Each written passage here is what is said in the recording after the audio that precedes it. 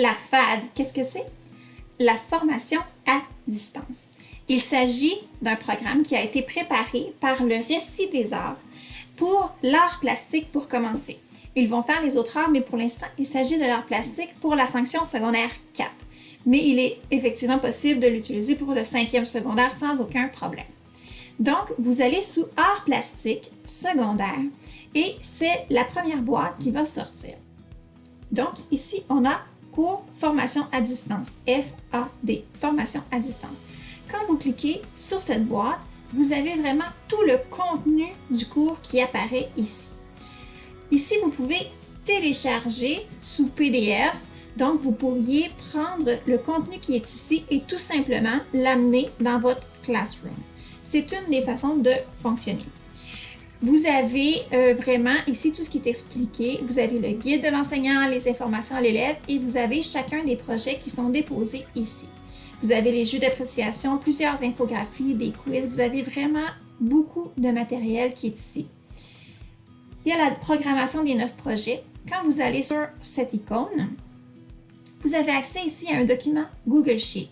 Ce document, c'est la planification annuelle de tous les projets. Lorsque vous cliquez en bas ici sur planification annuelle, vous pouvez voir vraiment toute la planification.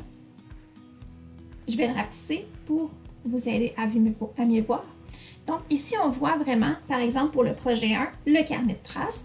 On voit les compétences disciplinaires, le nombre d'heures pour le projet et ensuite, par exemple, les gestes transformateurs, les matériaux, les outils, tout ce qui est utilisé dans le cadre de ce projet. Le projet 2, les matériaux, etc. Et ici, on voit dans les repères culturels que certains repères sont en bleu. Chaque fois que vous avez des repères qui sont en bleu, on parle d'artistes québécois. Donc, vraiment, vous avez sur une année complète tout ce qui sera travaillé avec les élèves. Si vous avez déjà utilisé cette grille, vous la connaissez déjà, elle est disponible sur le Récit des arts, vous pouvez l'utiliser.